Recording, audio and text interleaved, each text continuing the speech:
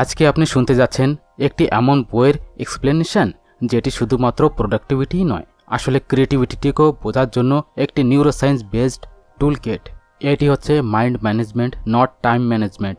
এটি একটি রিভলিউশনারি বই যেটি আমাদেরকে শেখায় যে আপনি কিভাবে নিজের টাইমই নয়, আসলে নিজের মাইন্ডটিকে ম্যানেজ করে সারা দিনটিকে ক্রিয়েটিভিটি মাস্টারপিস তৈরি করতে পারবেন। যদি আপনি রাইটার হন, ডিজাইনার হন, এন্টারপ্রেনার হন বা এমন কোনো ব্যক্তি যে প্রত্যেক দিন কিছু নতুন, কিছু ভালো সবসময়ের জন্য করতে চায়, তাহলে এই অডিও বইটি আপনার জন্য একটি গেম চেঞ্জার প্রমাণিত হতে পারে। এই জায়গায় আপনি জানতে পারবেন যে মাইন্ড কিভাবে চিন্তা করে, ক্রিয়েটিভিটি ফ্লো কিভাবে আসে এবং ওই সিক্রেট সিস্টেম যেটি আপনার প্রত্যেক ক্রিয়েটিভ দিনটিকে একটি ক্লিয়ার ডাইরেকশনে পরিবর্তন করতে পারে। তাহলে আপনি যদি শুধু সময় নয়, আসলে নিজের ব্রেনটির সম্পূর্ণ শক্তিটিকে আনলক করতে চান, তাহলে আসুন ডুবে যাই এই পাওয়ারফুল অডিও বুকের একদম গভীরতার ভেতরে। চিন্তা করুন যে আপনার কাছে সারা দিনের 24 ঘন্টাই নয়, শুধু 12 ঘন্টা যদি থাকে, তাহলে আপনি কি নিজের সব নেসেসিটি কাজগুলি পরিপূর্ণ করতে পারবেন? এবার চিন্তা করুন যে আপনার কাছে যদি 48 ঘন্টা থাকে এবং মাইন্ড সবসময়ের জন্য যদি উড়ে থাকে, তাহলে কি আপনি সব কিছু করতে পারবেন? আসলে লাইফে আগে বাড়ার খেলাটি ঘন্টার নয়, আসলে ধ্যানের রয়েছে। আর এই কথাটি এই বইটি বাকি অন্যদের থেকে নিজেকে সবসময় ভিন্ন করে। আমরা সবাই এটি শুনেছি যে টাইম ম্যানেজ করো, তারপরেই আপনি সবসময় সাকসেসফুল হতে পারবেন। প্রত্যেক স্পিকার প্রত্যেক বইটি এটি সবসময় চিল্লাচ্ছে যে টাইমটিকে খুব ভালোভাবে ব্যবহার করো, প্ল্যান করো, চেকলিস্ট ভরো। আপনি কি কোনদিন মনোযোগ দিয়েছেন যে এইসব করে করে আমরা বেশি ক্লান্ত হয়ে যাচ্ছি? প্রত্যেক দিন ক্যালেন্ডারের জিনিসগুলি ভরতে থাকি সবসময়ের জন্য এবং তারপরে সবসময়ের জন্য শিকায়ত করি যে টাইম পাচ্ছি না। আসলে সমস্যা টাইমই নয়, আসলে মাইন্ডের। এই মেন আইডিয়া এটি যে টাইম ম্যানেজমেন্ট এটি একটি মিথ। আসল পাওয়ার হচ্ছে মাইন্ড ম্যানেজমেন্ট। সারা দিনের প্রত্যেকটি সেকেন্ড আপনি প্ল্যান করে নিন, কিন্তু আপনার মাইন্ড যদি ডিস্ট্রাকটিভ থাকে, তাহলে আপনি কিছুই করতে পারবেন না। এবং মাইন্ড যদি ক্লিয়ার থাকে, ফোকাস থাকে, তাহলে কম সময়ের মধ্যেও বেশি করতে পারবেন। আজকের সময় মানুষ সবসময়ের জন্য ভেগে বেড়াচ্ছে পয়সা উপার্জন করার জন্য। লোকেরা নিজেকে খুব পরিশ্রম করাচ্ছে, প্রত্যেক দিন মিটিংস, কলস, টার্গেটের সঙ্গে সবসময় ভরা থাকে। এত বেশি কি লাঞ্চ করেও ইমেল সবসময়ের জন্য চেক করতে হয়। এটিকেই বলা হয় হাসল কালচার। আর আস্তে আস্তে করে এটি আমাদের ব্রেনটিকে সবসময়ের জন্য খেয়েই যাচ্ছে। সাইকোলজি কথাটি বলে, যখন আমাদের মাইন্ডটি বারে করে আলাদা আলাদা কাজে সবসময়ের জন্য থেকে যায়, মাল্টিটাস্কিং করে, তখন আমাদের ব্রেন একটি ফ্যাটিকের শিকার হয়ে যায়। মানে হচ্ছে আমরা খুব দ্রুত গতিতে খুব ক্লান্ত হয়ে যাই এবং ছোট ছোট কাজটিকেও ভারী মনে হয়। শুধু এই না, আমরা রেগে যে খুব খারাপ অনুভব করি এবং কোনো কারণ ছাড়াও আমরা অনেক সময় নিজেকে খুব উদাস অনুভব করি। তাহলে এইটির ফল কি? শুধুমাত্র মাইন্ড ম্যানেজমেন্ট। যখন আপনি নিজের মাইন্ডটিকে কন্ট্রোল করতে শিখে যান, তখন শুধুমাত্র আপনিই নয়, আসলে আপনি ভালো একটি ডিসিশন নিতে পারেন। আসলে কম সময়ের মধ্যে বেশি পাওয়ারফুল কাজ সবসময় করতে পারেন। এই বইটির মধ্যে আপনি পাবেন এমন কিছু খুব সহজ এবং সায়েন্টিফিক টেকনিক যেটি আপনাকে শিখাবে যে কিভাবে আপনি নিজের মাইন্ডটিকে ডিস্ট্র্যাকশন থেকে বের করতে পারবেন, কিভাবে নিজের পরে একটি বিশ্বাস বানাতে পারবেন এবং রাখতে পারবেন, এবং প্রত্যেক দিনটিকে কিভাবে ইন্টেনশনাল ফোকাস করতে পারবেন। মানে আপনি গোল পাওয়ার জন্য মোটেই পালাতে হবে না, ক্লান্ত হতে পারবেন না, শুধুমাত্র নিজের মাইন্ডটিকে একটু সঠিক দিশাতে ডাইরেকশনে লাগাতে হবে। যদি আপনি সত্যি নিজের লাইফটিকে আরও বেটার করতে চান, তাহলে টাইম ম্যানেজ মোটেই করবেন না, মাইন্ডকে ম্যানেজ করা শুরু করে দিন। আসলে আসল প্রবলেমটি ঘড়ির নয়, আসলে সঠিক প্রবলেম হচ্ছে ব্রেনের। আপনি কি তৈরি রয়েছেন মাইন্ডকে মাস্টার করার জন্য? যদি হ্যাঁ, তাহলে আসুন এই পাওয়ারফুল জার্নিটি শুরু করি আমরা। চ্যাপ্টার 1, টাইম ম্যানেজমেন্ট না মাইন্ড ম্যানেজমেন্ট। মাইন্ড ম্যানেজমেন্ট নাকি টাইম ম্যানেজমেন্ট? আপনি শুনেছেন যে সময় সবথেকে বড় কস্টলি এবং পয়সা। চিন্তা করুন, আপনি তো সময় সেভিং করেছেন, কিন্তু আপনার মন সারা জায়গায় ছড়িয়ে রয়েছে। তাহলে আপনি কি ওই সময় কিছু তৈরি করতে পারবেন? আসলে কথা এইটি যে লাইফটি পরিবর্তন করার জন্য ঘড়ি নয়, আসলে ব্রেনটিকে ঠিক করা খুবই ইম্পর্টেন্ট। প্রত্যেক বই, প্রত্যেক স্পিকার, প্রত্যেক একটি কোর্স একটি কথাই সবসময় বলে যে সময়টিকে খুব সঠিকভাবে ম্যানেজ করো, তখনই আপনি সফলতা পাবেন। কিন্তু শুধু সময়টি সেভিং করলে আমরা সব কিছু করতে পারি যদি সত্যিই আমরা করতে চাই? একটি রাইটার ডেভিড ক্যাডবির কোথায় এই ভ্রমটিকে ওই জায়গায় ভেঙে দেয়। উনি নিজের বই লেখার সময় টাইম টু সবসময় সেট করেছিল, কিন্তু ফ্রেন্ডদের সঙ্গে সাক্ষাৎ করা বন্ধ, বাইরে খাওয়া বন্ধ, খাবারও বাড়ির ডেলিভারি করা হলো। কিন্তু যখন কম্পিউটারের সামনে উনি বসেছিলেন তখন কোনো শব্দই তার মুখ থেকে বের হচ্ছিল না। সমস্যা টাইমের মোটেই ছিল না, সমস্যা মাইন্ডের ছিল। ডেভিড অনেক কিছু ওই জায়গায় হারিয়ে ফেলেছিল। যদি আসল কথা তখন সে বুঝে যেত যখন উনি এটি অনুভব করলো যে ওনার মাইন্ডটি ওই জায়গায় তৈরি নেই। আর এই জায়গা থেকেই জন্ম হলো একটি নতুন আইডিয়ার। মাইন্ড ম্যানেজমেন্ট মানে নিজের ব্রেনের একটি এনার্জি, মুড এবং ফোকাসটিকে সবসময় বুঝে কাজ করা। ডেভিডের পরে একটি প্রেশার ছিল। কিছু সপ্তাহের মধ্যে পাবলিশারদের ওই জায়গায় কাজ দেখাতে হচ্ছিল। তাদের ব্রেনটি ওই জায়গায় আরও বেশি সমস্যার মধ্যে যেতে লাগলো। ঠিক ওই সময় উনি কোস্টারিকাতে একটি রিট্রিট জয়েন করার জন্য নির্ধারণা নিল। আশা ছিল জায়গা পরিবর্তন করার পরে কিছু চেঞ্জেস দেখা যাবে, কিন্তু ওই জায়গায় সাক্ষাৎ হলো একটি আনজান এবং খুব খুশি মানুষের সঙ্গে। দুজনের কথাবার্তা বেশি সময় পর্যন্ত চলল না এবং তার এফেক্টটি খুব গভীর ছিল। ডেভিড যখন উনি পুনরায় ঘরে ফিরে আসলো এবং কম্পিউটারের সামনে ওই জায়গায় বসেছিল তখন প্রথম চ্যাপ্টার 1 ঘন্টার মধ্যে ওই জায়গায় পরিপূর্ণ হয়ে গিয়েছিল। এবার চিন্তা করুন যে এমন কি ওই জায়গায় পরিবর্তন করেছিল। সময় তো আগেও ছিল, কিন্তু এখন মাইন্ডটি ওই জায়গায় রিল্যাক্স ছিল। ডেভিড প্রথমবার এটি অনুভব করলো যে কাজ করার জন্য টাইম মোটেই নয়, আসলে সঠিক একটি মাইন্ডসেট প্রয়োজন হয়। আমাদের মধ্যে থেকে বেশিরভাগ লোকেরা নিজের ঘরের ভিতর এবং ভিতরের আওয়াজটি সবসময় শুনতে পারে। আমরা আমাদের টু ডু লিস্টটি দেখে ভয় পেয়ে যাই এবং তারপরে পুনরায় জবরদস্তি কাজ করার জন্য সবসময়ের জন্য চেষ্টা করি। সাইকোলজি সবসময়ের জন্য এই কথাটি বলে, যখন মানুষের মেন্টাল স্টেট এবং কাজ একটি আরেকটির সঙ্গে সবসময়ের জন্য সিঙ্ক না হয়ে যায় তত সময় কর্টিসল নামে স্ট্রেস হারমোন রিলিজ হয়, যার কারণ ফোকাস এবং ক্রিয়েটিভিটি দুটি ডাউন হয়ে যায়। এটির একদম বিপরীতে যখন আমরা নিজের মাইন্ডটিকে ম্যানেজমেন্টটি আপন করি, মানে হচ্ছে এটি সবসময় বুঝি যে এখন আমি কি মুডে রয়েছি এবং কোন কাজটি ওই মুডের সঙ্গে সবসময়ের জন্য ম্যাচ করতে থাকবে, তখন আমাদের ব্রেনটি ফ্লো স্টেটে চলে আসে, যে জায়গায় কাজ অটোমেটিক্যালি হতেই থাকে। টাইম ম্যানেজমেন্ট সবসময়ের জন্য এই কথাটি বলে যে কি করতে হবে। মাইন্ড ম্যানেজমেন্ট এটি বলে যে আমি কি ওইটিকে করার জন্য ওই জায়গায় রেডি রয়েছি। এই কারণে নেক্সট টাইম আপনি যখন কিছু করার একটি চিন্তা ভাবনা নিন তখন নিজের থেকে এই প্রশ্নটি করবেন যে আমার মন এখন কোন টাইপের জন্য কাজের জন্য রেডি রয়েছে। আমি কি ক্রিয়েটিভিটি রয়েছি বা শুধুমাত্র এক্সিকিউটিভ কাজ করতে পারবো। আমার এখন কি আরও ফোকাস প্রয়োজন বা শুধু আরাম। আপনার মেন্টাল এনার্জি লেভেল এটি নির্ধারিত করবে যে আপনি ওই সময় কি এবং কত বেশি ভালো করতে পারবেন। তাহলে নেক্সট টাইম যখন আপনি খুব ক্লান্ত থাকেন, ব্রেন যদি সবসময়ের জন্য শূন্য মনে হয়, তাহলে নিজেকে মোটেই ঠেলবেন না, সময় নয়। মাইন্ডের ম্যানেজমেন্ট সবসময় করবেন, কারণ আসল প্রোডাক্টিভিটি ঘড়ির থেকেই নয়, আসলে ভিতর থেকেই আসে। এবার আপনি এটি ডিসাইড নেন যে ঘড়ি দেখতে হবে বা নিজের মনটিকে দেখতে হবে। Chapter 2 creative sweet spots. আপনি কোনোদিন এরকমটি অনুভব করেছেন যে আপনার ভেতরে অনেক কিছু রয়েছে বলার জন্য, কিন্তু আপনার যখন কাজের পরে বসে পড়েন তখন আপনার ব্রেনটি সবসময় খালি মনে হয়, শূন্য মনে হয়।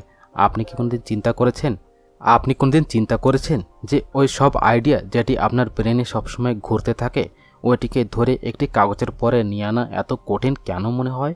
ক্রিয়েটিভ হওয়া মোটেই সহজ নয়। এটি কোনো অ্যাপ না যে শুধুমাত্র ক্লিক করার সঙ্গে অন হয়ে যাবে। ক্রিয়েটিভিটি যে কোনো জিনিসটিকে শুধুমাত্র করার নাম মোটেই নয়, আসলে এটি একটি স্টেট অফ মাইন্ড।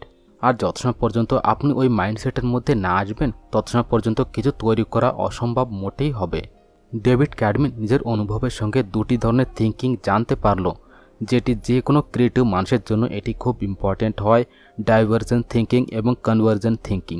ডাইভার্জেন্ট থিঙ্কিংয়ের মানে এটি যখন আপনার ব্রেনের ভিতরে অনেক ধরনের বিচার সবসময়ের জন্য ছড়িয়ে থাকে, যেমন একটি জঙ্গল যার মধ্যে রাস্তা তো অনেক রয়েছে কিন্তু টার্গেট মোটেই দেখা যাচ্ছে না। কনভার্জেন্ট থিঙ্কিংয়ের মানে এটি যখন আপনি ওই ছড়িয়ে থাকা বিচার মধ্যে থেকে একটি আইডিয়া ধরে নেন এবং ওইটিকে একটি শেপ দেন, মানে হচ্ছে সব রাস্তাটিকে এক জায়গায় কানেক্ট করে একটি সিধা রাস্তা তৈরি করা। এবার আপনি চিন্তা করুন যে আপনি একটি কবিতা লিখতে চাচ্ছেন। আপনার মনের ভিতরে অনেকগুলি অনুভব রয়েছে, ভালোবাসা, স্ট্রেস, আশা। এবার আপনি এটি চিন্তা করছেন যে কোন আন্দাজে আপনি লিখবেন, ফ্রেন্ডলি, গম্ভীর, একটু রহস্যময়, এই সব বিচারগুলি এক জায়গায় হয়ে একটি ডাইভার্জেন্ট থিঙ্কিং বলা হয়। আর তারপরে আপনি নির্ধারণা নেন যে আসুন একটু ফ্রেন্ডলি হিসাবে সবসময় লিখি এবং নিজের নাম মোটেই বলবো না, তখন ইমোশনাল অবশ্যই শেয়ার করব। আর এটি হয়েছে একটি কনভার্জেন্ট থিঙ্কিং। এই দুটি চিন্তার প্রসেস মধ্যে দিয়েই জন্ম হয় যে কোনো নতুন একটি দমদার ক্রিয়েটিভ ওয়ার্ডের। কিন্তু এর জায়গায় একটি বড় প্রশ্ন রয়েছে, এই জায়গায় কি শুধু চিন্তা করার সঙ্গে ক্রিয়েটিভিটি চলে আসে? মোটেই না। এর জন্য আপনাকে নিজের ক্রিয়েটিভ সুইট স্পট ওই জায়গায় খুঁজতে হবে। মানে হচ্ছে দিনের ওই একটি স্পেশাল সময় যখন আপনার ব্রেন এবং মন দুটি এক জায়গায় জুট হয়ে সবথেকে ভালো কাজ করে। এবার প্রশ্ন এটি ওঠে যে এই ক্রিয়েটিভ সুইট স্পট আসলে আমরা কিভাবে খুঁজব? এটির জন্য কি আমাদের সার্কেডিয়াম রিদম মানে বডি ক্লককে ওই জায়গায় বুঝতে হবে। প্রত্যেক মানুষকে নিজের একটি ন্যাচারাল এনার্জি সাইকেল হয়। যেমন সকালে কিছু লোকেরা খুব অ্যাক্টিভ থাকে, কিছু লোকেরা রাতের সময় সবথেকে বেশি ক্রিয়েটিভ অনুভব করে, এবং এর মধ্যে আরেকটি বড় রোল এটি থাকে স্লিপ ডেপথের। যদি আপনি সঠিকভাবে ঘুম না নেন তাহলে আপনার ক্রিয়েটিভিটি অটোমেটিক্যালি মৃত্যুর মতো হয়ে যাবে। যেমন পানি ছাড়া একটি গাছ। সায়েন্টিফিক্যালি দুপুরের সময় প্রায় 2:30 সময় এমন একটি সময় থাকে যখন আপনার এনার্জি কার্ভ এবং স্লিপ ডেপথ এক জায়গায় কানেক্ট হয়, টক্কর নেয়। আর এটাই কারণ সবথেকে সুস্থ অনুভব করে। এর মানে মোটেই এরকম নয় যে আপনি একজন অলস লোক, আসলে আপনার বডি এরকম অনুভব করছে। ডেভিড এই কথাটি বলে যে ক্রিয়েটিভিটিকে ধরে রাখার সবথেকে ইম্পর্ট্যান্ট একটি মেথড রয়েছে ফার্স্ট আওয়ার রুল। মানে হচ্ছে দিনের প্রথম ঘন্টা শুধুমাত্র নিজের সবথেকে নেসেসিটি এবং ক্রিয়েটিভিটি কাজটিকে দেন। না কোনো ইমেল, না কোনো চ্যাট, না কোনো সোশ্যাল মিডিয়া। শুধু আপনি এবং আপনার প্রজেক্ট মনে করে নিন। আপনি একটি নভেল লিখতে চাচ্ছেন বা কোনো বিজনেস আইডিয়ার পরে কাজ করে সবসময়ের জন্য নিজেকে বেটার করতে চাচ্ছেন, তাহলে সকালে উঠে প্রথম ঘন্টা তারপরে খরচা করুন। যখন আপনি দিনের শুরুতে সবথেকে ইম্পর্ট্যান্ট কাজ থেকে সবসময় করতে থাকেন তখন ব্রেন সবসময় একটি ডোপামিন রিলিজ করে, এবং এই ডোপামিন অ্যাক্ট করে একটি ইনামের মতো, গিফটের মতো। এর কারণ আপনার মোটিভেশনটি সম্পূর্ণ দিন হাই হয়ে থাকবে। যখনই আপনি ওই কাজটিকে পরিপূর্ণ করে ফেলবেন একটি মাইক্রো ভিক্টরি সবসময় পেয়ে যাবেন। আর এই মাইক্রো ভিক্টরি শুধুমাত্র বারবার আপনাকে বড় একটি গোলে পৌঁছানোর চেষ্টা করাবে। আর একটি কথা সবসময় মনে করে রাখবেন যে ক্রিয়েটিভিটি কাজ কোনো সময়ের জন্য প্ল্যানিংয়ের মধ্যেই নয়, আসলে ফিলিংয়ের কারণে হয়। আপনার মুড, আপনার এনার্জি, আপনার পরিবেশ সব কিছুই এক জায়গায় হয়ে এটি নির্ধারিত করে যে আপনি কত ক্রিয়েটিভিটি তৈরি করতে পারবেন। তাহলে আপনি নেক্সট টাইম যদি কিছু লেখার জন্য বা নতুন কিছু তৈরি করার জন্য বসে থাকেন, কিছু না বুঝতে পারেন, তাহলে নিজে থেকে কিছু একটুকে বলবেন যে আমি কি এখন ওই মাইন্ডসেটে রয়েছি যে জায়গা থেকে কিছু ভালো বের হতে পারে। যদি উত্তর না থাকে তাহলে অবশ্যই করবেন না। কিছু সময় নিন, মোটি পরিবর্তন করুন, ঘুমিয়ে আসেন বা ঘুরে আসেন কোনো জায়গায়, বা কোনো ভালো একটি ফ্রেন্ডের সঙ্গে কথা বলুন। কোনো সময় সব থেকে ভালো ক্রিয়েটিভ আইডিয়া সব থেকে সাধারণ ইনস্ট্যান্ট মুভমেন্টে আসে। যেমন ডেভিডের সঙ্গে হয়েছে। একজন আনজান লোক ওনাকে একটি বিচের পরে ডাকিয়েছিল। উনি ওই সময় একটি হালকা কথার ভিতর দিয়ে একটি ছোট মানুষের কানেকশন, এবং ওই জায়গা থেকে জন্ম হয়েছিল ওনার প্রথম একটি চ্যাপ্টার। এবার নেক্সট টাইম যদি ক্রিয়েটিভিটি না আসে তাহলে নিজেকে মোটেই গালাগাল করবেন না, ওই সুইট স্পটটিকে খোঁজার চেষ্টা করবেন।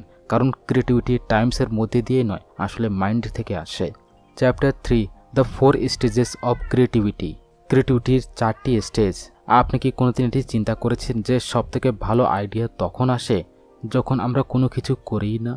যেমন স্নান করার সময়, ঘোরার সময় বা ঘুমের একটু ঝুঁকির মধ্যে। আসলে এটি সেই সঠিক সময় থাকে যে জায়গায় ক্রিয়েটিভিটি খুব ঠান্ডাভাবে নিজের একটি কামাল খেলা করে। কিন্তু আফসোস এইটি যে বেশিরভাগ সময় লোকেরা শুধু ক্রিয়েটিভিটিকে একটি অ্যাক্টিভিটি মনে করে, পেন্টিং করা, গান লেখা বা কোনো স্টোরি তৈরি করা। সত্য এর থেকে সম্পূর্ণ ভিন্ন রয়েছে। আমরা এটি চিন্তা করি যে ক্রিয়েটিভিটির মানে এটি যে কিছু তৈরি করা, এবং ওইটিও তখন যখন আমরা ডাইরেক্টলি তারপরে কাজ না করি। কিন্তু সত্য এর থেকে মানে আমাদের ব্রেনটি সম্পূর্ণভাবে ক্রিয়েটিভিটলি কাজ করতেই থাকে যখন আমরা ওটিকে কনসিয়াসলি না চালাই। আর এই মিসআন্ডারস্ট্যান্ডিংয়ের কারণেই আমরা ক্রিয়েটিভ পোটেনশিয়ালটিকে ওই জায়গায় ব্লক করে দিই। এই কনসেপ্টটিকে সবথেকে আগে একটি সোশ্যাল সাইকোলজিক্যাল গ্রাহাম ওয়ালেস এটিকে ডিফাইন করেছিলেন। ক্রিয়েটিভিটির 4টি স্টেজ। প্রিপারেশন, তৈরির স্টেজ। এই স্টেজের পরেই আপনি সবসময়ের জন্য অ্যাক্টিভলি কিছু ক্রিয়েট নয়, মোটেই করেন না, কিন্তু ব্রেনের ভেতরে একটি তুফান সবসময়ের জন্য চলতে থাকে। আপনি সবসময় প্রশ্ন করতে থাকেন যে আমার স্টোরির ভেতরে কোন ক্যারেক্টারটি আসবে, গান গাওয়ার মুড কী হবে, পেন্টিংয়ে কী রং প্রয়োজন। এটি ওই সময় হয় যখন আপনি নিজের ব্রেনটি সবসময় ভরতে থাকেন বুকস, নিউজ, অবজারভেশন, লোকেদের কথার পরে খেয়াল করা। এই স্টেজের মধ্যে আপনার ব্রেনটি একটি চলাফেরা লাইব্রেরি হয়ে যায়। ডেভিডও নিজের বইটি ঠিক এইভাবেই শুরু করেছিল। সে কোনো কিছু প্রথমে লিখত না, কোনো সময় সে নিজের লিভিং রুমে বসে সবসময় রিসার্চ করত। চারিদিকে বই, নিউজ পেপার, জার্নাল সবসময়ের জন্য ছড়ানো থাকতো। একটি হোয়াইট বোর্ডের পরে আইডিয়াস এবং টপিক নোট করত।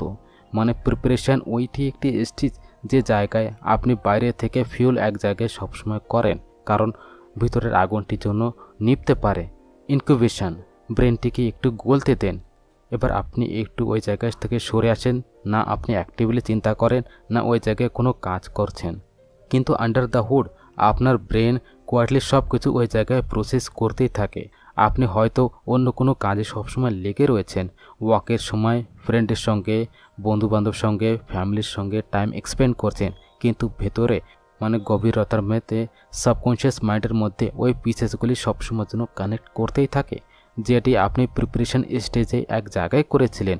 এটি ওই সেই স্টেজ যে জায়গায় ব্রেক নেবাটি খুবই ইম্পর্টেন্ট, নতুবা ফ্রাস্ট্রেশন, অ্যাংজাইটি এবং বার্ন আউট আপনাকে ক্রিয়েটিভিটি থেকে সম্পূর্ণভাবে দূরে নিয়ে যাবে। সাইকোলজিও সবসময় এই কথাটি বলে, দি ফল্ট নোড নেটওয়ার্ক, মানে এটি ব্রেনের ওই সেই ভাগ যেটি আইডিয়াল মুভমেন্টও সবসময়ের জন্য অ্যাক্টিভ থাকে এবং সব থেকে ক্রিয়েটিভ কানেকশান সেই তৈরি করে।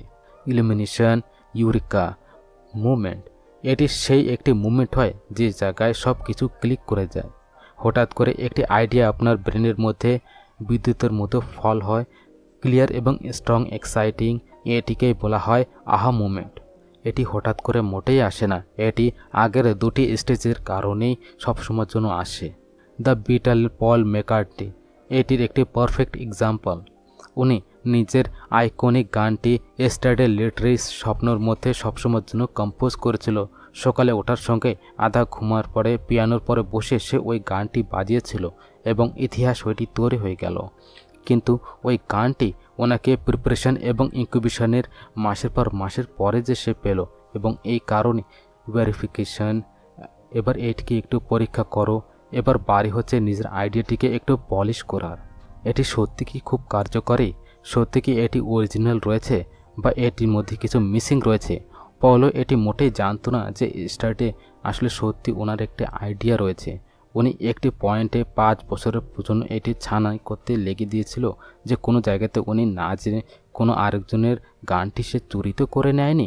এই প্রসেসের মধ্যে উনি লিরিক্স, টুন, অ্যারেঞ্জমেন্ট সব কিছুই রিফাইন করেছিল। এবং ভেরিফিকেশন ওইটি একটি স্টেজ যেটি আপনার আইডিয়াটিকে ক্রুড থেকে মাস্টারপিস তৈরি করে দেয়। এবার প্রশ্ন এটি যে আপনি এই প্রসেসটিকে নিজের লাইফের মধ্যে কিভাবে লাগু করতে পারবেন। স্টেপ 1, নিজের ব্রেনটিকে ফিউল করুন। প্রত্যেক দিন 20 থেকে 30 মিনিট এরকম ধরনের নলেজ কনজিউম করুন যেটি আপনার টার্গেটের সঙ্গে কানেক্টেড থাকে। পড়েন, শোনেন, অবজার্ভ করেন। স্টেপ 2, ব্রেকস নেন, গিল্ট ছাড়া। কাজের মাঝের মধ্যে গ্যাপ থাকা উইকনেস নয়। স্ট্র্যাটেজি, শুধুমাত্র চিন্তা করাটি বন্ধ করুন। ওয়াকের মধ্যে যান, মিউজিক শুনেন, একটু পলক নিন। এটি আপনার ক্রিয়েটিভ মেশিনটিকে সবসময়ের জন্য ওয়ার্ম আপ করে। স্টেপ 3, নিজের ইউরিকা মুভমেন্টটিকে ওই জায়গায় ধরে নেন। যখন আইডিয়া আসে ওইটিকে এক জায়গায় লিখে নেন। ফোনের নোটপ্যাড, ভয়েস মেমো, যা কিছু রয়েছে সব কিছুই ব্যবহার করো, কারণ আইডিয়া তো আসে হঠাৎ করে কিন্তু যায় ততই ইনস্ট্যান্টলি। স্টেপ 4, রাফটিকে সবসময় রিফাইন করুন। নিজের থেকে এইটি সবসময় শুনে যে এই আইডিয়াটি সত্যি কি সব থেকে স্ট্রং, এর থেকে কি কোনো ইনসাইট পাওয়া যায়, বা এটিকে কি আরও বেশি বেটার করা যায়। ক্রিয়েটিভিটি কোনো জাদু মোটেই নয়, এটি একটি ওয়েলথ স্ট্রাকচার প্রসেস। যদি আপনি সঠিক মাইন্ডসেট এবং সঠিক সাইকোলজির সঙ্গে এই 4টি স্টেজের সঙ্গে যদি আপনি পার হয়ে যান, তাহলে আপনার ব্রেন ওইটি দেবে যেটি আপনি মোটে চিন্তাও করবেন না। তাহলে নেক্সট টাইম যখন আপনি নিজেকে সবসময় খালি পাবেন, তখন ভয় মোটেই পাবেন না। হয়তো আপনি সবথেকে ক্রিয়েটিভিটি স্টেজে রয়েছেন। চ্যাপ্টার 4, ক্রিয়েটিভ কাজের সঙ্গে সঙ্গে ব্রেনের একটি স্টেজ, একটি মাইন্ড ম্যাপ, যেটি প্রত্যেক আর্টিস্টটিকে সবসময় জানা উচিত। কোনো সময় আপনি চিন্তা করেছেন যে কিছু লোকেরা কেন এত কনসিস্টেন্টলি ক্রিয়েটিভ কিভাবে হয়? তারা কি প্রত্যেক সময় মোটিভেটেড থাকে? তাদের কাছে কি কোনো সিক্রেট ফর্মুলা রয়েছে? সত্য এটি যে ক্রিয়েটিভ লোকেরা জাদু মোটেই করে না। তারা নিজের ব্রেনটিকে নিজের মেন্টাল স্টেটটিকে তারা বুঝে যায়। ওই মেন্টাল স্টেটের হিসাবেই তারা কাজ করে। আমরা সবাই চিন্তা করি যে আমরা ইন্সপায়ার্ড রয়েছি, তখনই আমরা কিছু ভালো কাজ করতে পারবো। কিন্তু যখন ব্রেনটি একটু টায়ার্ড হয়ে যায় বা স্টেজের মধ্যে চলে যায়, তখন আমরা নিজের থেকে সবসময় নিরাশজনক হয়ে যাই। আজকের সময় মুড মোটেই হচ্ছে না, আজকে কনসেন্ট্রেশন মোটেই হচ্ছে না। আসলে বন্ধুরা, এই মুড সুইং মোটেই নয়, এটি আমাদের মেন্টাল স্টেজের একটি ন্যাচারাল স্টেট, যেটিকে যদি আমরা বুঝে যাই তাহলে আমরা প্রত্যেক স্টেজেও কিছু না কিছু মিনিংফুল সবসময়ের জন্য ক্রিয়েট করতে পারবো। ডেভিড নিজের কাজের জন্য কোনো হার্ড রুল মোটেই রাখতো না, কিন্তু সে বুঝে গেল যে ব্রেনের ভিন্ন ভিন্ন মুড বা স্টেজের মধ্যে কিভাবে কত ধরনের ক্রিয়েটিভ কাজ করা সবথেকে এফেক্টিভ হয়। এইসব মেন্টাল স্টেজগুলিকে বুঝে সে নিজের রাইটিং প্রসেস এইরকমভাবে ম্যানেজ করেছিল যে সে প্রত্যেক স্টেজ একটি নতুন প্রোডাক্টিভিটির ডাইরেকশন সবসময়ের জন্য তৈরি হয়ে গেল। মেন্টাল স্টেট এবং তার ক্রিয়েটিভ ইউজেস। ইনপ্যারেটোরাইজ ইন মেন্টাল স্টেজ, ডাইরেকশনটি নির্ধারিত করা। যখনই আপনি এটি চিন্তা করেন যে কি খুব প্রয়োজন এবং কি এখন না, তখন আপনি এই স্টেজের মধ্যেই থাকেন। ডেভিড প্রায় জন হ্যাংকক সেন্টারের পে ম্যাসিভ মঞ্জিলে ওই জায়গায় যে কিছু ছড়িয়ে থাকা থটটিকে সবসময়ের জন্য অর্গানাইজ করত। এটি ক্ল্যারিটিওয়ালা একটি স্টেজ হয়, যে জায়গা থেকে আসল এক্সিকিউশনটি শুরু হয়ে যায়। সাইকোলজি ইনসাইড, আমাদের ব্রেন সবসময়ের জন্য অ্যাম্বিগুইটি থেকে ভয় পায়। যখন আপনি প্রায়োরিটাইজ করেন তখন আপনি নিজের ব্রেনটিকে ওই জায়গায় সার্টেনটি দেন, যার কারণ ডোপামিন রিলিজ হয় এবং অ্যাকশন নেবার একটি শক্তি ওই জায়গায় বেড়ে যায়। তাহলে এক্সপ্লোর মেন্টাল স্টেট, কোনো গিল্ট ছাড়া কিউরিওসিটি। এটি সেই স্টেজ যে জায়গায় আপনি কোনো ডেডলাইন ছাড়া শুধুমাত্র এক্সপ্লোর সবসময় করতে থাকেন, কিছু নতুন, কিছু আনরিলেটেড। ঠিক এরকমভাবেই যেমন পেন্টিং করার এক ব্যাপারে চিন্তা করুন, তার একটি হিস্ট্রির মধ্যে ডুবে যান। এই স্টেজটি ক্রিয়েটিভ ফ্রিডমের সবসময়ের জন্য একটি অক্সিজেন। এই ফেজের ভেতরে মাইন্ড কানেকশন সবসময়ের জন্য তৈরি করে, যেটিকে লজিকে নয় আসলে ইমাজিনেশনের কারণে বোঝা যায়। 3. Research mental state, deep diving mode. এবার কিউরিওসিটি থেকে একটু বের হয়ে আপনি ফ্যাক্ট এবং সলিড ডেটার পরে সবসময়ের জন্য চলে যান। ডেভিড এই মুডের মধ্যে সবসময়ের জন্য খুঁজে বেড়াতো যে কোন চ্যাপ্টার কোন সোর্স থেকে বেশি স্ট্রং হবে। সাইকোলজি সবসময়ের জন্য বলে, যখন আমরা সঠিক উত্তর এবং প্রশ্ন খুঁজি তখন ব্রেন অ্যানালিটিক্যাল মুডের মধ্যে সবসময় চলে যায়, যার কারণ লজিক্যাল ডিজিং খুব সহজ হয়ে যায়। শিওর জেনারেট মেন্টাল স্টেট, র ক্রিয়েশনের একটি স্টেজ যখন আপনার কাছে সবসময়ের জন্য মেটেরিয়াল রয়েছে। এবার আপনি অ্যাকচুয়াল কন্টেন্ট সবসময়ের জন্য প্রডিউস করেন। ফার্স্ট স্ক্রাব বা রাফ কেসেস বা কোনো মেলোডিটি এই স্টেজের মধ্যে পারফেকশনের মোটেই প্রয়োজন হয় না, শুধু তৈরি করেন, ফ্লোতে থাকেন। এটি একটি সেই স্টেজ যে জায়গায় সব লোকেরা ওই জায়গায় স্টপ হয়ে যায়, কারণ তারা এটি মনে করে যে এখন পারফেক্ট মোটেই নয়। কিন্তু মনে করে রাখেন যে ক্রিয়েটিভিটি আগে হয়, তারপরে হয় মাস্টারপিস। 5. পলিশ মেন্টাল স্টেট, মাস্টারপিসটিকে শেপ দেবা। এবার ট্রিমিং করেন grammar, rhythm, logic, visual balance, পেন্টিংয়ের মধ্যে মিসিং স্পটটিকে ভরে রাখা, রাইটিংয়ের টোন অ্যাডজাস্ট করা। এটি সেই স্টেজ যে জায়গায় ক্রিয়েটিভ ওয়ার্ক একটি রিফাইন্ড আইডেন্টিটি সবসময়ের জন্য নেয়। সাইকোলজির হিসাবেই এই সেই স্টেজ স্যাটিসফাই সবসময় দেয়, যার কারণ আপনি ভিজিবল প্রগ্রেস সবসময় দেখতে পারেন। 6. অ্যাডমিনিস্ট্রেটিভ মেন্টাল স্টেট, ক্রিয়েটিভ মোটেই নয় আসলে ইম্পর্টেন্ট। লাইফ শুধুমাত্র একটি ক্রিয়েশন মোটেই নয়। বিল ভরা, কল উঠানো, লন্ড্রি করা, এই সব কিছু ওই জায়গায় খুব প্রয়োজন। ডেভিড এইসব জিনিসগুলিকে ইগনোর মোটেই করতো না, আসলে একটি আলাদা টাইম স্লট সবসময়ের জন্য দিত। সাইকোলজি সবসময়ের জন্য বলে যে আমরা যখন বোরিং টাস্কটিকেও সবসময়ের জন্য স্কেডিউল করি তখন আমরা ক্রিয়েটিভ ব্লক থেকে সবসময়ের জন্য বেঁচে থাকি। 7. রিচার্জ মেন্টাল স্টেট, মাইন্ডটিকে সবসময়ের জন্য রিসেট দিবেন। মাসাজ দেওয়া, মুভি দেখা, এটি শুধুমাত্র বা ঘুমিয়ে যাওয়া। রিচার্জ করা কোনো লাক্সারি মোটেই নয়। এটি একটি প্রোডাক্টিভিটির একটি ফিউল। ডেভিডও যখন সবসময় বার্ন আউট অনুভব করত তখন সবসময়ের জন্য পজ নিত এবং তারপরে ফ্রেশ হয়ে পুনরায় ফিরে আসতো। নিউরোসায়েন্স এটি প্রুভ করেছে, যখন আপনি আরাম করেন আপনার ব্রেনটি ডিফল্ট মোড নেটওয়ার্ক অ্যাক্টিভেট করে দেয়, যার কারণ একটি নতুন আইডিয়াস সবসময়ের জন্য জন্ম নেয়। কিভাবে এটি ব্যবহার করবেন, এই 7 স্টেট কিভাবে ব্যবহার করবেন ট্র্যাক করুন। প্রত্যেক দিন নোট করুন যে আপনি কোন মেন্টাল স্টেটে রয়েছেন, ম্যাচ করুন কাজের সঙ্গে। যদি আপনি রিসার্চ মোডে থাকেন তাহলে আর্টিকেল সবসময় পড়বেন, যদি আপনি রিচার্জ মোডে থাকেন তাহলে গিল্ট মোটেই নেবেন না। রুটিন সবসময়ের জন্য তৈরি করবেন, প্রত্যেক সপ্তাহ প্রত্যেক স্টেটে ডেডিকেটেড টাইম দিবেন। এটি একটি ব্যালেন্স ক্রিয়েটিভ সাইকেল সবসময়ের জন্য তৈরি করে এবং স্মরণ করে রাখুন যে প্রত্যেক স্টেটের একটি রোল রয়েছে, কোনোটি ফালতু নয়। গ্রেট আর্ট একবারেই মোটেই তৈরি হয় না, ক্রিয়েটিভ প্রসেস কোনো স্ট্রেট লাইন মোটেই নয়, এটি একটি সাইকেল। একবার চিন্তা করুন, এক্সপ্লোর করুন, ক্রিয়েট করুন, এডিট করুন, আরাম করুন এবং তারপরে পুনরায় রিপিট করুন। যদি আপনি এই ক্রিয়েটিভ সাইকেলটিকে অ্যাকসেপ্ট করে ফেলেন তাহলে আপনার আইডিয়াস কোনো দিন ড্রাই হবে না। Chapter 5 creative cycles. যখন ব্রেন পুনরায় নিজে থেকে বলে যে কখন কাজ করবেন এবং কখন স্টপ করবেন, কখনো কি আপনি নোটিস করেছেন যে কিছু দিন এইরকম অবশ্যই হয় যখন ব্রেন রকেটের মতো চলতে থাকে, আইডিয়াসের সবসময়ের জন্য বর্ষা হয়, এবং কিছু দিন এরকম হয় যে কলম উঠোনের মনও মোটে করে না। এটি কি একটি আলসেমি বা ইন্সপিরেশনের কিছু অভাব? মোটেই না, এটি মোটেই মুড সুইং না, এটি আপনার ক্রিয়েটিভ একটি সাইকেল যেটি প্রত্যেক আর্টিস্টের মধ্যে সাইলেন্টলি সবসময় কাজ করে। বেশিরভাগ লোকেরা নিজের ক্রিয়েটিভিটিকে টাইম লাইনে বাঁধতে চায়, দিনের সকাল 9টা থেকে 11টা পর্যন্ত লিখব, কিন্তু ক্রিয়েটিভ মাইন্ড ক্লকের থেকে মোটেই চলে না, এটি পালসের কারণে চলে।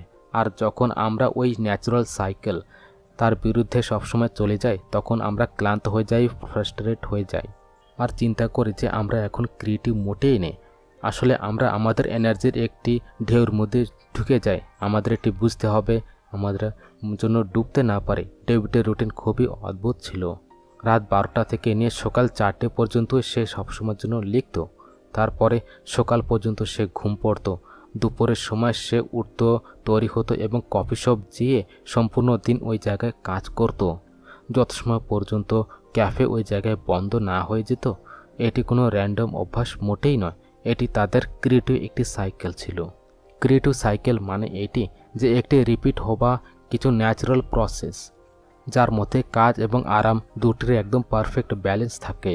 প্রত্যেক ক্রিয়েটারের ভেতরে একটি রিদম সবসময়ের জন্য থাকে, একটি প্যাটার্ন থাকে যেটি সবসময়ের জন্য বলে যে কোন সময় আমাদের মাইন্ড কিভাবে কী ধরনের কাজ করার জন্য বেস্ট থাকে। ক্রিয়েটিভ সাইকেলের 4th স্টেজেস। প্রিপারেশন, ব্রেনকে সবসময় জানকারি দেন নাকি প্রেশার। এটি সেই স্টেজ যে জায়গায় আপনি অ্যাক্টিভলি চিন্তা করেন।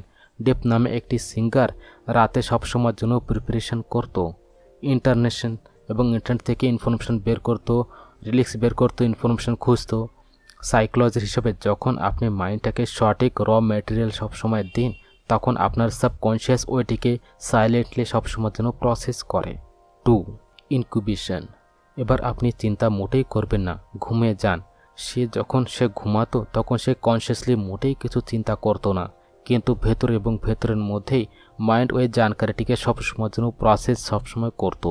স্টাডিজ সবসময় জন্য এই কথাটি বলে যে আমরা যখন রিল্যাক্স করি বা ঘুমিয়ে থাকি তখন আমাদের ব্রেনটি ওই ডেটাটিকে সবসময়ের জন্য রিঅ্যারেঞ্জ করে এবং নতুন কানেকশন সবসময়ের জন্য তৈরি করে।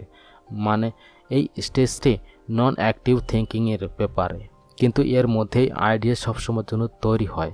3 ইলুমিনেশন। এটি তো আমাদের প্রয়োজন ছিল যে সকালে নাস্তায় ওই সময়টায় এটিকে একটি মোমেন্ট আসে। সে টিস্যু পেশার পরে সবসময় লিরিক্স লিখত যেটি গানের একটি প্রাণ তৈরি হতো। নিউরোসায়েন্সের এটিকে একটি ইনসাইট এফেক্ট সবসময়ের জন্য বলেছে। একটি সাডেন ক্ল্যারিটি তখনই আসে যখন আপনি এটি চিন্তা করেন কিন্তু অ্যাক্টিভলি মোটেই নয়। এটি সেই মুমেন্ট হয় যখন ক্রিয়েটিভ এনার্জি সবসময়ের জন্য পিকে থাকে। 4 ভেরিফিকেশন। এবার রিয়েল কাজ ওই জায়গা থেকেই শুরু হয়। এবার ওই সেই রিলিক্সটিকে সে সবসময়ের জন্য পলিশ করে, সঠিক ইনস্ট্রুমেন্ট ওই জায়গায় চয়েস করে, শব্দটিকে ফাইন টিউন করে। এই সেই স্টেজ খুবই ক্রিটিক্যাল হয় কারণ এটি ইন্সপিরেশনটিকে অ্যাকশনের ভেতরে পরিবর্তন করাই হয়। সাইকোলজির অনুসারে ভেরিফিকেশনের ভেতরে আপনার লজিক্যাল ব্রেন সবসময়ের জন্য অ্যাক্টিভেট হয়ে যায়, যেটি রাফ আইডিয়াটিকে ইউজেবল আউটকামের ভেতরে সবসময় পরিবর্তন করে। এটি মোটেই নেসেসিটি নয় যে আপনার ক্রিয়েটিভ সাইকেল প্রত্যেক দিন একরকম থাকবে। কিছু সাইকেল সপ্তাহ পর সপ্তাহ চলে, আর কিছু ক্লাইমেটের পরও ডিপেন্ড করে। কিছু লোকেরা মনসুনে ইন্সপায়ার্ড অনুভব করে, আর কিছু লোকেরা উইন্টার্সে। নিজের গোল এটি থাকা দরকার যে নিজের ইউনিক প্যাটার্নটিকে ডিকোড করা, নিজের ক্রিয়েটিভ রিদমটিকে কিভাবে খুঁজতে হবে। অবজার্ভ করুন যে নেক্সট টাইম যখন আপনি ইন্সপায়ার্ড অনুভব করবেন, নোট করুন যে ওই সময় কোন টাইম ছিল, কোন জায়গায় ছিলেন, কি খেয়েছিলেন, কী রকম ধরনের ক্লাইমেট ছিল। প্যাটার্ন তৈরি করুন। আপনি কি রাতে সম্পূর্ণ ক্লিয়ার চিন্তা সবসময়ের জন্য পান? সকালে কি সবসময় আইডিয়াস আসে? এই প্যাটার্নটি আপনার ক্রিয়েটিভ একটি ম্যাপ। ফোর্স মোটেই করবেন না। যখনই ইনকিউবেশন প্রয়োজন হবে তখন বসে মোটেই কাজ করবেন না। একটু ঘুরে আসবেন, কোনো ইন্টারেস্টিং ভিডিও দেখেন, একটু ঘুমিয়ে পড়েন। গিল্ট মোটেই নয়, গ্র্যাটিটিউডের সঙ্গে। রুটিন থেকে বেশি ভালো রিদমের পরে ভরসা করুন। একটি পারফেক্ট শেডিউল বানানোর চেষ্টা করুন। একটি ফ্লেক্সিবল সাইকেল তৈরি করুন। ক্রিয়েটিভিটি কোনো বাটন মোটেই নয় যেটিকে প্রেস করার সঙ্গে আউটপুট বের হয়ে আসবে। এটি একটি breathing process. Inhale, prepared, hold, incubate, spark, illuminate, excel, verified. প্রত্যেক ব্যক্তির ক্রিয়েটিভ সাইকেল সবসময়ের জন্য ভিন্ন থাকে, এবং আসল মাস্টারি তখন আসে যখন আপনি নিজের সাইকেলটি বুঝে যান। আপনার ব্রেনই আপনাকে সবসময় এই কথাটি বলে যে কখন কাজ করতে হবে এবং কখন নিজেকে খুব ক্লান্ত থেকে আরামে রাখবেন। শুধু শুনতে আসা উচিত। Chapter 6, creative system. যখন সিস্টেম আপনার ক্রিয়েটিভ একটি বডিগার্ড তৈরি হয়ে যায়, আপনি কি কোনোদিন চিন্তা করেছেন বা মুভমেন্ট ফিল করেছেন যখন সব কিছুই আপনার বিরুদ্ধে সবসময় যাচ্ছে, তারপরও আপনি মোটেই হার মানেননি এবং কাজ ওই জায়গায় পরিপূর্ণ করেই ফেলেছিলেন? তখন এরকম কি ছিল যে আপনাকে ওই জায়গায় স্টপ করেনি? Talent, lakh, hard work? মোটেই নয়। ওটি ছিল আপনার একটি ক্রিয়েটিভ সিস্টেম যেটি চুপচাপ আপনার জন্য সবসময়ের জন্য কাজ করে। যখন কেওস আপনার চারিদিক থেকে থাকে, নয়েজ, কনফিউশন, ডেডলাইন, প্রেশার, কিন্তু তারপর আপনি খুব শান্তভাবে আগে বেড়ে যাচ্ছেন। এটি আপনার উইল পাওয়ার নয়, আসলে আপনার একটি ক্রিয়েটিভ সিস্টেম যেটি আপনাকে ইনভিজিবল সাপোর্ট দিচ্ছে। কিন্তু বেশিরভাগ লোকেরা এই সিস্টেমটিকে ওই জায়গায় মোটেই বোঝে না। তারা এটি বোঝে যে মোটিভেশনই ওই জায়গায় সব কিছু আছে। কিন্তু সত্য এইটি যে মোটিভেশন একটি ধোঁকা অবশ্যই দিতে পারে, সিস্টেম মোটেই নয়। ডেভিড, তার সঙ্গে কিছু এমনই হয়েছে যে সে নিজের আইডিয়াল ডক্টর রকের সঙ্গে একটি ইম্পর্ট্যান্ট পডকাস্ট ইন্টারভিউ করতে চাচ্ছিল। ডক্টর রক ওই জায়গায় ছিল যিনি ইউর ব্রেন অ্যাট ওয়ার্কের মতো বই লিখেছিল, যেটি ডেভিডের সম্পূর্ণ ক্রিয়েটিভ জার্নিটিকে ওই জায়গায় পরিবর্তন করেছিল। কিন্তু ওই দিন থেকে সব কিছু উল্টো ওই জায়গায় শুরু হয়ে গেল। অ্যাপার্টমেন্টের ভেতরে কনস্ট্রাকশনের শোর, শহরে অন্য জায়গায় কোনো কোয়াইট জায়গায় নয়। আসলে ইন্টারভিউ রিশেডিউল করা তার কোনো প্রশ্ন ওই জায়গায় ছিল না। এবার তো এই পডকাস্টটি এই জায়গায় ক্যান্সেল অবশ্যই হবে। কিন্তু তখনই ডেভিডের ক্রিয়েটিভ সিস্টেম ওই জায়গায় অ্যাক্টিভেট হয়ে গেল। সে ওই জায়গায় কাম মাইন্ডস থেকে ডক্টর রককে একটি থটফুল ইমেল ওই জায়গায় লিখলো, সব পরিস্থিতি ওই জায়গায় এক্সপ্লেন করলো, এবং কিছু সময় পরে একটি মিরাকেল হলো। ইন্টারভিউ হলো এবং অদ্ভুতভাবে ওই ইন্টারভিউটা হলো। ক্রিয়েটিভ সিস্টেম কিভাবে কাজ করে? ক্রিয়েটিভ সিস্টেম একটি রিপিট হওয়া, একটি সূচনা করা এবং অ্যাকশন নেওয়ার একটি ফ্রেমওয়ার্ক হয়। এটির মধ্যে 3টি মেজর জিনিস হয়। আপনার মেন্টাল এনার্জিটিকে ওই জায়গায় ম্যানেজ করা, ছোট অ্যাকশনেবল স্টেপ নেওয়া এবং ওপেন লুপের ব্যবহার করা। এরকম ধরনের একটি ছাতার মতো সবসময়ের জন্য বুঝে যান। যখন আপনার ক্রিয়েটিভ সাইকেল আপনার হ্যাবিট এবং আপনার রিয়েল লাইফ প্রবলেমটিকে ওই জায়গায় কভার করে ফেলে। 1, মিনিমাম ক্রিয়েটিভ ডোজ, সব থেকে ছোট ক্রিয়েটিভ ভিটামিন। ক্রিয়েটিভ সিস্টেমটিকে চালানোর জন্য একটি জিনিস সবসময়ের জন্য প্রয়োজন পড়ে, মিনিমাম ক্রিয়েটিভ ডোজ। মানে ওই সব থেকে ক্ষুদ্র কাজ যেটাকে আপনি কোনো স্কিল ছাড়া প্রত্যেক দিন করতে পারেন। যেমন আমি একজন রাইটার হন তাহলে একটি প্যারাগ্রাফ লেখা। সাইকোলজি সবসময়ের জন্য বলে যে যখন আপনি কোনো টাস্কটিকে খুবই ক্ষুদ্র করে ফেলেন তখন আপনার ব্রেনটি ওয়েটিং মোটেই হারায় না, রেজিস্ট্যান্স খুব কম হয়ে যায়। ওপেন লুপস, ব্রেনটিকে সবসময়ের জন্য ওপেন রাখবেন, স্ট্রেসের জন্য মোটেই নয়, ক্রিয়েটিভিটির জন্য। মনে করে নিন যে আপনি একটি প্যারাগ্রাফ লিখেছেন, কিন্তু কথাটি একটু অধূরি থেকে গেছে। এবার আপনার ব্রেন ওই জায়গায় সবসময় ফেঁসে থাকে। এটি হচ্ছে ওপেন লুপ স্টাডি সবসময় বলে, যখন কোনো টাস্ক ওই জায়গায় আলাদা করে থাকে তখন ব্রেন ওইটিকে বারে বারে মনে করে। এটিকে জাইগানিক এফেক্ট সবসময় বলা হয়, যেটি আপনার ব্রেনটিকে বারবার প্রম্পট করে এটিকে সবসময় পরিপূর্ণ করতে হবে। ক্রিয়েটিভ সিস্টেম এটির একটি এফেক্টের প্রফিট সবসময়ের জন্য উঠোয়। আপনি নিজের ক্রিয়েটিভিটিকে সবসময় ওয়ান রাখতে পারবেন, কোনো কারণ ছাড়া বেশি বোঝ না দিয়ে। শুধুমাত্র মোমেন্টাম বিল্ডিং করতে পারবেন। প্রোগ্রেস একটু ছোট হতে পারে, কিন্তু কনস্ট্যান্ট সবসময় থাকা উচিত। মনে করে নিন যে আপনি প্রত্যেক দিন অল্প অল্প করে লিখতে থাকছেন, আপনার ভেতরে একটি গিল্ট মোটেই থাকবে না। আসলে আপনার কনফিডেন্ট এবং স্পিড দুটি সবসময় বাড়বে।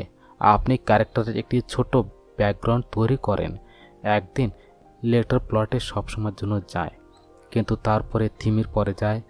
আস্তে আস্তে করে এই ওপেন লুপটি বিউটিফুল স্ট্রাকচার সবসময় তৈরি করে। নিজের ক্রিয়েটিভ সিস্টেম কিভাবে তৈরি করবেন? Step 1, minimum creative dose define করুন। আপনার কাজ কি? Singing, writing, designing. প্রত্যেক কাজের জন্য একটি ছোট অ্যাকশনেবল ইউনিট সবসময় তৈরি করবেন। রাইটার, প্রত্যেক দিন একটি প্যারাগ্রাফ। মিউজিশিয়ান, প্রত্যেক দিন 30 দিনের একটি ধুন। ডিজাইনার, প্রোজ স্কেচ বা কনসেপ্ট আইডিয়াস। স্টেপ 2, ওপেন লুপটিকে সবসময় ট্র্যাক করবেন। একটি নোটবুক বা অ্যাপের মধ্যে ওই আইডিয়াস এবং থাকা টাস্কগুলি সবসময়ের জন্য লিখবেন যেটি আনইউজড রয়েছে। প্রত্যেক ওপেন লুপ আপনার ভেতরে ক্রিয়েটিভ টেনশন তৈরি করবে, যেটি আপনাকে সবসময় আগে বাড়াবে। স্টেপ 3, টাইমের ইলিউশনটি ভাঙুন। মোটেই বাহানা করবেন না যে টাইম নেই। মিনিমাম ক্রিয়েটিভ ডোজটিকে পরিপূর্ণ করার জন্য 5 থেকে 10 মিনিট লাগে। এত সময় তো লোকেরা নিজের মিমস দেখতে সময় ব্যতীত করে দেয়। সাইকোলজির মধ্যে এটিকে মাইক্রো কমিটমেন্ট স্ট্র্যাটেজি বলা হয়। ছোট কমিটমেন্ট বড় কনসিস্টেন্সি সবসময়ের জন্য তৈরি করে। Step 4, emotional neutrality. ক্রিয়েটিভ সিস্টেমের একটি হিডেন বেনিফিট এইটি যে আপনার ইমোশনের সঙ্গে এটি কানেক্টেড থাকে। আজকের সময় আপনি মোটিভেটেড থাকুন বা না, এনার্জি লো রয়েছে বা হাই, সিস্টেম আপনাকে সবসময়ের জন্য কাজ করায়। ক্রিয়েটিভ সিস্টেম কোনো রিজিড রুটিন মোটেই নয়। এটি একটি লচলার সঙ্গে ভরা মেকানিজম, যেটি টাফ টাইমও আপনাকে সবসময়ের জন্য ডাইরেকশান দেয়। ডেভিড যদি ওই দিন ইমোশনে আগে হার মেনে যেত, তাহলে পডকাস্ট সে কোনোদিন করতে পারতো না, কিন্তু সিস্টেম তাকে হারতে মোটেই দেয়নি। ট্যালেন্ট আপনাকে সবসময়ের জন্য শুরু করায়, কিন্তু সিস্টেমই আপনাকে ফিনিশ লাইন পর্যন্ত নিয়ে যায়। এইটি সেই ক্রিয়েটিভিটির মাঝে যদি কোনো ক্ল্যারিটি প্রয়োজন পড়ে, তাহলে একটি বিশ্বাসীয় সিস্টেম অবশ্যই বানিয়ে নেবেন। Chapter 7, conclusion. আসতে চলুন, কিন্তু খুব গভীরতার সঙ্গে চলে যান। আজকের সময় সব কিছু ফাস্ট রয়েছে। Fast food, fast internet, fast goal এবং ফাস্ট বার্নআউট। কিন্তু যখন কোথা ক্রিয়েটিভ মাইন্ডের ব্যাপারে হয়, তখন খুব জলদি না, আসলে গভীরতা প্রয়োজন পড়ে। সারা বিশ্ব জেতা লোকেরা তারা রয়েছে যারা খুব জলদি নয়, আসলে ভাগতে থাকে না, আসলে সঠিক ডাইরেকশানে আস্তে আস্তে করে চলতে থাকে। আজকের এই দৌড়ানো দুনিয়ার ভিতরে লোকেরা এত বেশি সব কিছু ভুলে যায় এবং করতে চায় যে চিন্তা করা তাদের কাছে টাইমই থাকে না। প্রত্যেকটি লোক সবসময়ের জন্য রেজাল্ট চায়, কিন্তু কোনো প্রসেসটিকে না বুঝে। এটাই কারণ যে ক্রিয়েটিভ ব্লক, বার্নআউট এবং ফ্রাস্ট্রেশন আজকের সময় খুব কমন হয়ে গেছে। কারণ কি? কারণ হচ্ছে আমরা আমাদের ব্রেনটিকে ওই জায়গায় ম্যানেজ করা মোটে শিখিনি।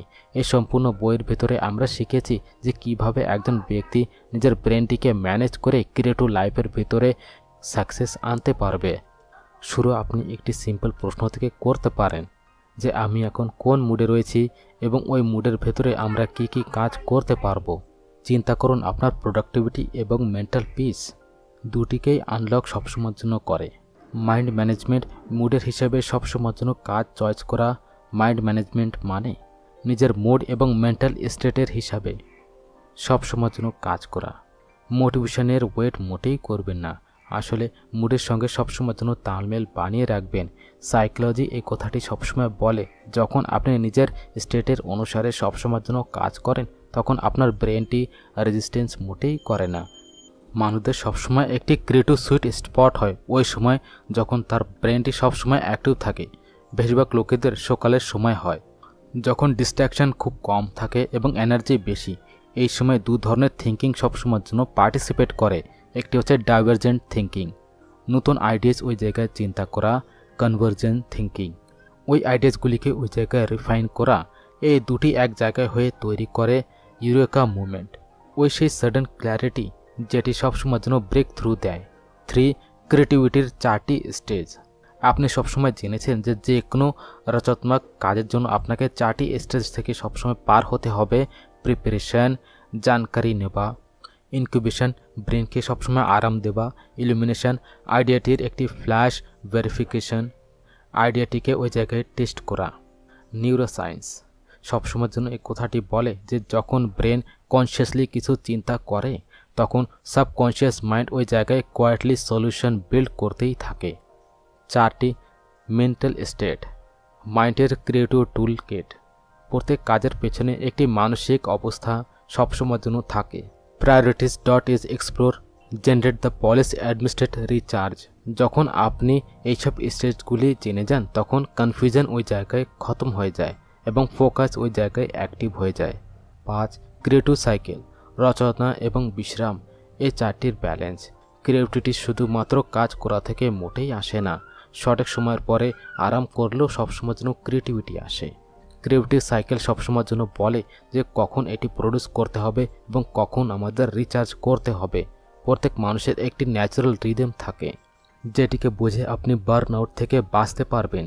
সেটি সপ্তাহ হোক, মাস হোক বা সম্পূর্ণ একটি সিজন হোক, নিজের এনার্জি সাইকেলটিকে বুঝুন এবং তার সঙ্গে সবসময় কাজ করবেন। 6. ক্রিয়েটিভ সিস্টেম, আপনার ক্রিয়েটিভ একটি ব্যাকবোন। ক্রিয়েটিভ সিস্টেম ওই সব জিনিসের সঙ্গে সবসময় কানেক্টেড করে যেটি আপনি সবসময় শিখেছেন। Creative stages, mental stage dot creative cycle, এটি আপনাকে সবসময়ের জন্য ডাইরেকশন দেয় যে কোন স্টেপে যেয়ে কী আমাদেরকে করতে হবে এবং কিভাবে করতে হবে। এই সিস্টেম আপনার জন্য ওই কাজটি করে যেটি আপনাকে অটো পাইলট একটি বিমানের জন্য করে। সঠিক ডাইরেকশন সবসময়ের জন্য নিয়ে যায়, কোনো আপনাকে ক্লান্ত করে এবার আপনাকে কি করতে হবে, কি করা উচিত। 1. প্রসেসের সঙ্গে সবসময়ের জন্য ভালোবাসবেন, ইন্টারেস্ট নেবেন। রেজাল্ট খুব ইম্পর্টেন্ট হয় কিন্তু তার থেকে ইম্পর্টেন্ট হয় জার্নিটি।